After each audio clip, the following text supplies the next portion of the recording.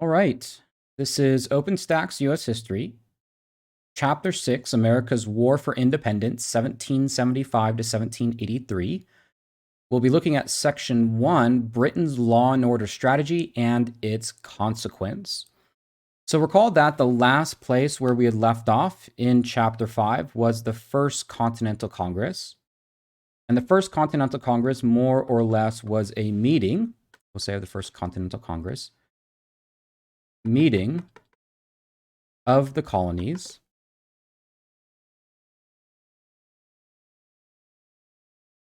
to remove the coercive acts.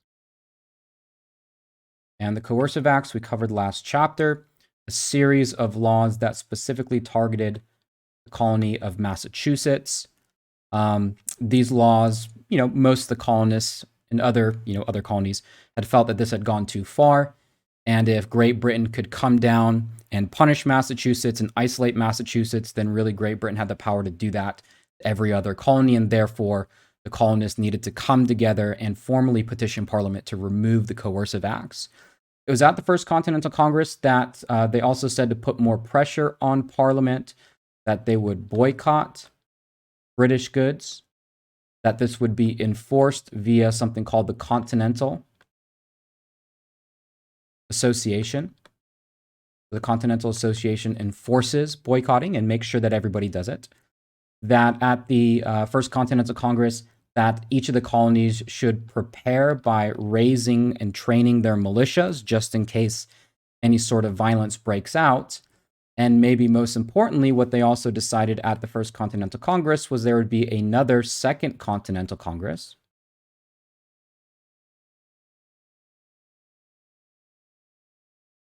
In 1 year, right? In 1 year. Because again, back in those days, in order to communicate, you had to literally physically write a letter, send it on a ship, send it all the way across the Atlantic Ocean to Great Britain. It had to be received by Parliament, received by the King, and then whatever response Parliament and the King would have would be, sent all the way back. So again, the colonists would send their petition, boycott, prepare just in case, enforce the boycotting, and in 1 year they would meet again, seeing what Great Britain's response was. The idea was hopefully Great Britain would repeal the coercive acts, much like they did the Stamp Act previously. It turned out really the complete opposite happened. So meanwhile, while that letter is being sent across the ocean, trouble breaks out in Boston. General Thomas Gage is appointed the British military. All right, so he's a general, so that should kind of give you an idea. He's appointed as the British military governor of Massachusetts. Recall that one of the conditions of the coercive acts was that Massachusetts had its representative government dissolved, and instead, more or less, a military dictator would be in charge of that colony. That person was Thomas Gage. He was interested in confiscating weapons from the local population, fearing that some sort of conflict might break out. Meanwhile, the colonists took it upon themselves to prepare for the worst case scenario, and that was to prepare for battle. General Thomas Gage also had a large number of British soldiers at his disposal in Boston. And so the colonists who prepared themselves with this potential conflict with the British were the Minutemen. So Minutemen are citizen soldiers in the Massachusetts. They might not only be in Massachusetts, but we associate them with Massachusetts colony. So again, these are colonists who are prepared to fight. So tensions were already very, very high, and things really spun out of control when Thomas Gage and the British attempted to confiscate munitions. Munitions, if you're not familiar, is guns in Concord, Massachusetts. At the same time, the British and General Thomas Gage also ordered for the arrests of John Hancock, who was a very well-known and wealthy merchant, probably most notorious for resisting British customs officials, and Samuel Adams, who was a member of the Sons of Liberty. Again, these were two individuals who were well-known troublemakers, more or less resisting anything the British had tried to do. Samuel Adams, a member of the Sons of Liberty. General Thomas Gage knew very well that moving out the large force of British troops from Boston to the city of Concord might alert local colonists, so he left that night. However, Gage and his men were discovered by, amongst other people, Paul Revere. Paul Revere, as you might recall, he was, one of these patriots who were also very much anti-British. He published propaganda, was covered in a previous section, on the Boston Massacre. He was the one who depicted that illustration of British soldiers massacring, Boston residents in the streets of Boston. So Paul Revere, we might say of Paul Revere's ride. We put it in quotes here because technically Paul Revere himself got captured. There were other people who actually alerted the colonists, alerted the Minutemen, that British soldiers were on their way to Concord, Massachusetts to confiscate these weapons. Paul Revere's name, I think, was written in like a poem or a song or something like that. And so he gets credit, essentially. So we'll just say about Paul Revere's ride. Detected British movement,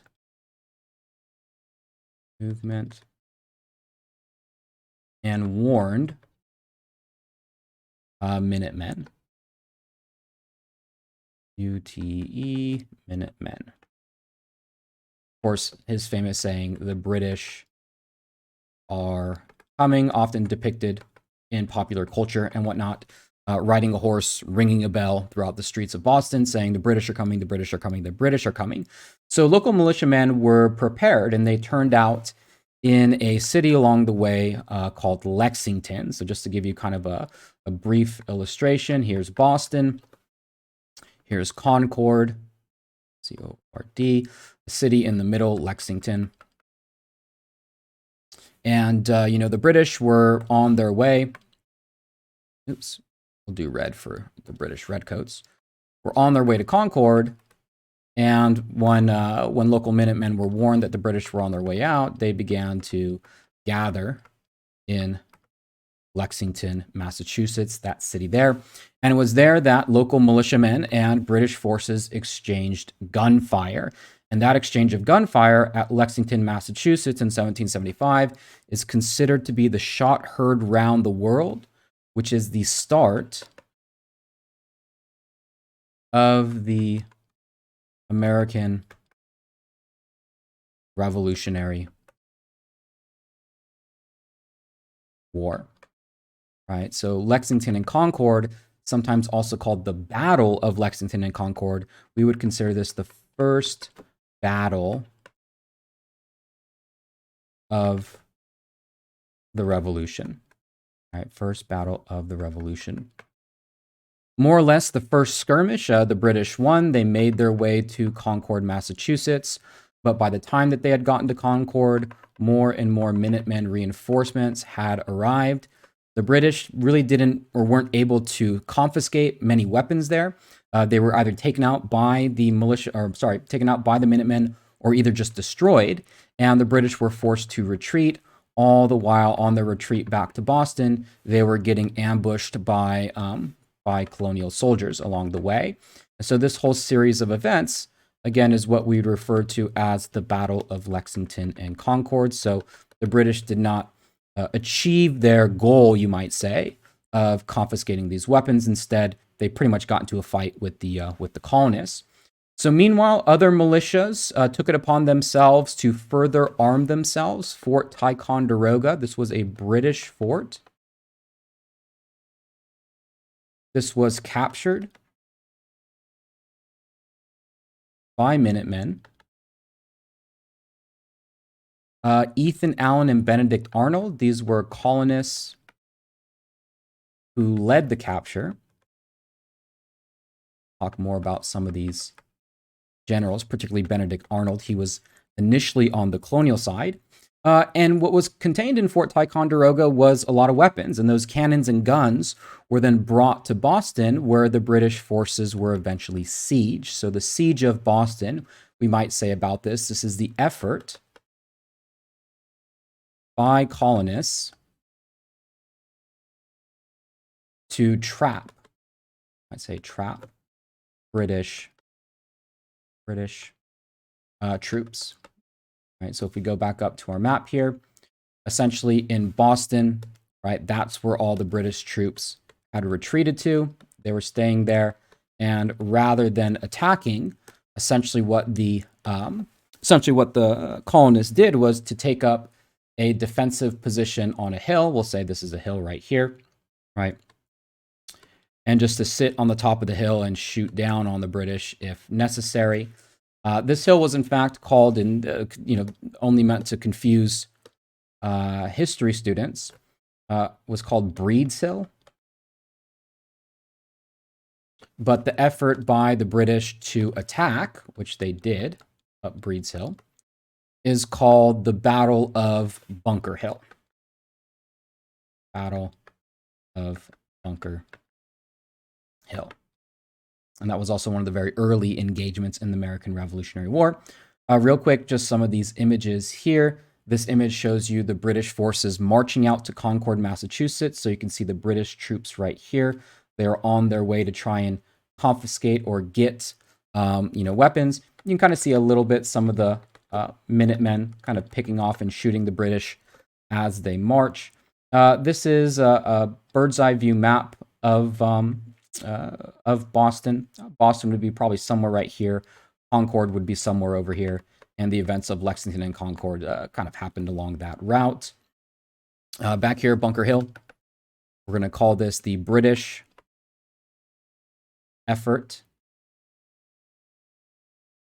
to end the siege of Boston. It was very costly for the British. Even though they technically succeeded in taking the hill, so many British soldiers and officers died at the Battle of Bunker Hill that the British more or less were forced to evacuate. And that's exactly what they did. Never really returning to Boston ever again after that point. So one very important distinction to make here in terms of thinking about how the American Revolution unfolds is that, these battles that take place, we'll go ahead and just mark the Battle of Lexington and Concord, the Siege of Fort Ticonderoga, the Battle of Bunker Hill. All of these have occurred before any sort of official declaration of independence. In fact, King George's response to these events was that, the colonies are in rebellion, but there hasn't been any formal declaration yet. So to kind of get those two events in the proper chronological order is somewhat important because it helps explain why many colonists were willing to part with the British. It was the fact that the war had started first, and then the colonists decided to break away rather than the other way around, right? It wasn't a declaration of independence and then a war broke out. It was a war broke out first, and then the colonies decided to simply break away. Some colonists were more eager than others. So, for example, in North Carolina, they passed the Mecklenburg Resolves. The Mecklenburg Resolves was we might say a maybe like a smaller version of the Declaration of Independence. It was more or less a document that stated the colonists are no longer loyal to the British.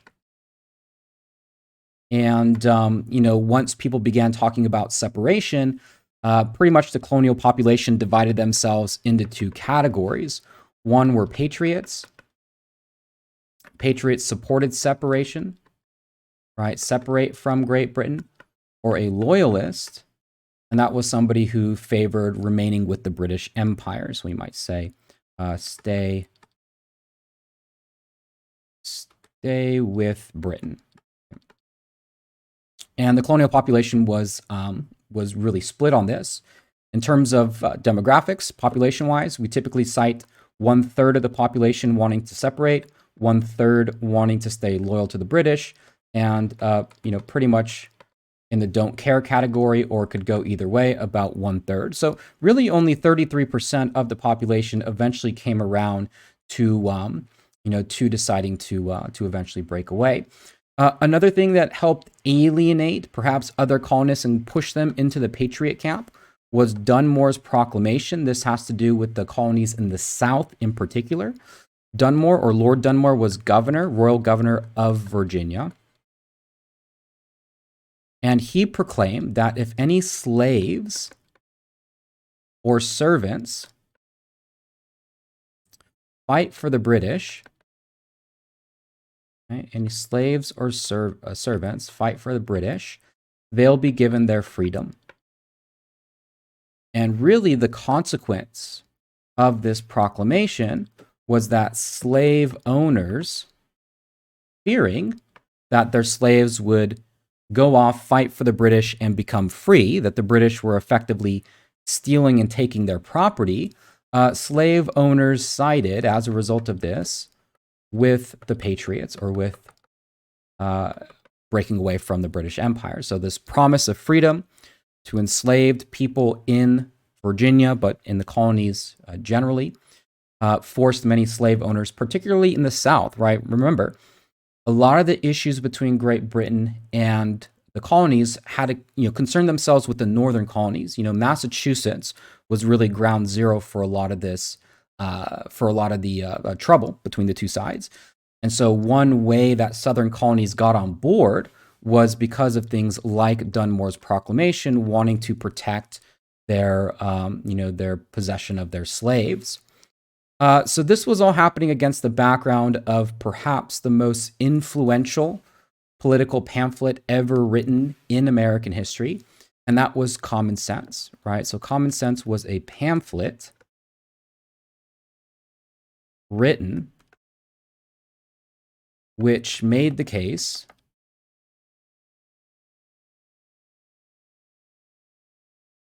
for separation.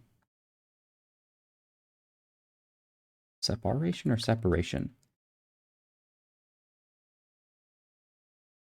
Separation and independence. Thomas Paine was the author of it.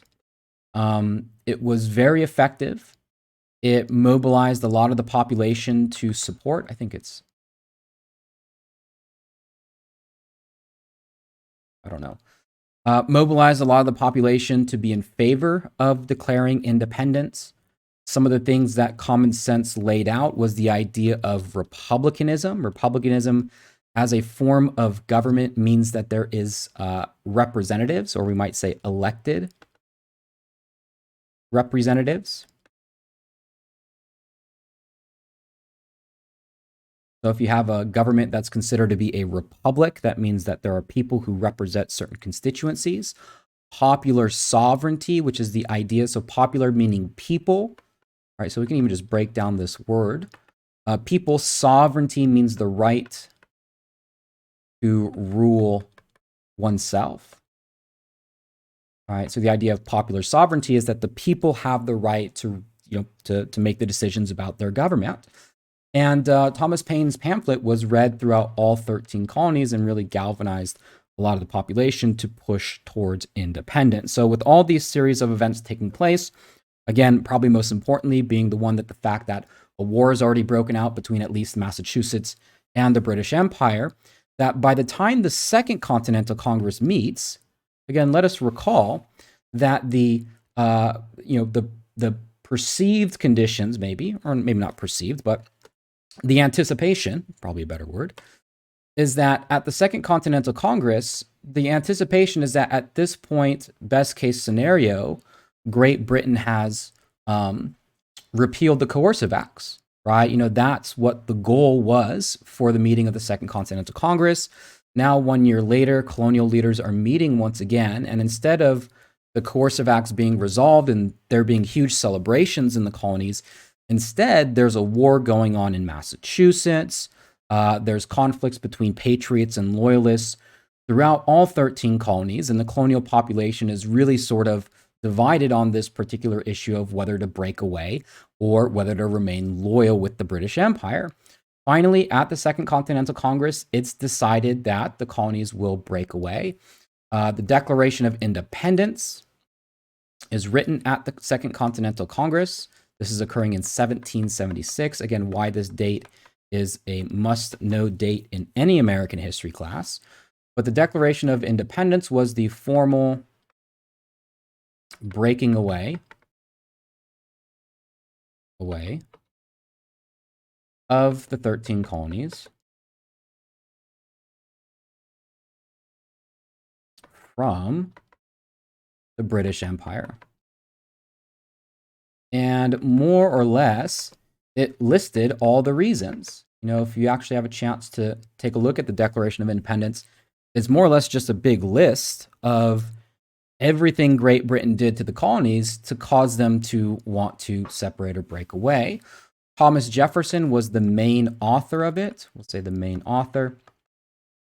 Other contributors included John Adams of Massachusetts. Ben Franklin was also a contributor to it. But probably the most important thing, and the thing that people remember the most from the Declaration of Independence, is the preamble to it. And the preamble is pretty much just like the start. So it's, you know, before we start listing all the things that King George and Parliament did, you know, here's just sort of a laying out of not just, you know, the American government and why it exists, but how all governments essentially should exist. And it's in the preamble that perhaps the most memorable and maybe the most significance to the document lies. So the preamble outlines many of these principles that were gaining popularity during the Enlightenment movement, namely the idea that people are born with universal rights. They are inalienable, meaning they cannot be separated. Jefferson called these rights life, liberty, and pursuit of happiness. Right? That everybody has these rights, that governments are made by the people for the people, i.e., through the consent of the governed. This is going back to this old sort of idea of the social contract, right? That, you know, governments don't rule over people, but in fact, their source of authority comes from the people. And if governments don't protect those rights, people have the right to alter or abolish their government. So in one sense, the Declaration of Independence was very much, we'd say maybe idealistic. A good way of putting it is that, especially in the preamble, and we'll talk about this here in a moment, is that it made the promise of an equal society. Right? It made the promise to build a society in which everyone's treated equal and their rights are protected by the government. Now, of course, in practice, this was not always the case. As we know, the Declaration of Independence would contradict very heavily with slavery, and pretty much a lot of American history is based around not just the principle or the contradiction between slavery and the Declaration of Independence, but really the promise and the ideal of the Declaration on the one hand, and, you know, the reality of human interaction on the other. So we'll talk more about how, you know, on the one hand, a person like Thomas Jefferson can say all men are created equal, that they have life, liberty, and the pursuit of happiness, but on the other hand, also be the owner of over 100 individuals, enslaved peoples. And that contradiction plays out over the course of American history. In another sense, it was very much a practical document, not only just declaring sort of these ideals, but also preparing for a potential showdown with Great Britain. And it was written in an effort to try and gain French and Spanish support. So we might just say about French and Spanish support that the Declaration of Independence wanted practical help with a war with Britain. But once that declaration was signed on July 4th, 1776, it becomes very important for a number of reasons. One, we can now stop referring to the English colonies as the English colonies and stop referring to them as colonists, and instead refer to Americans, right? That's when the nation is born, the United States of America. So that's kind of one sort of technicality that's good to understand. But also that when Thomas Jefferson and the Second Continental Congress declared independence, it was only that. a declaration. It really didn't mean anything. It didn't mean anything without the war, right? Because once this declaration was made, it now became very clear that the objective of the war, right, was to win independence, right? In other words, if the United States declared independence, which it did, and Great Britain won the war, well, then it wouldn't mean anything. In other words, independence would only be meaningful if the war was to be won.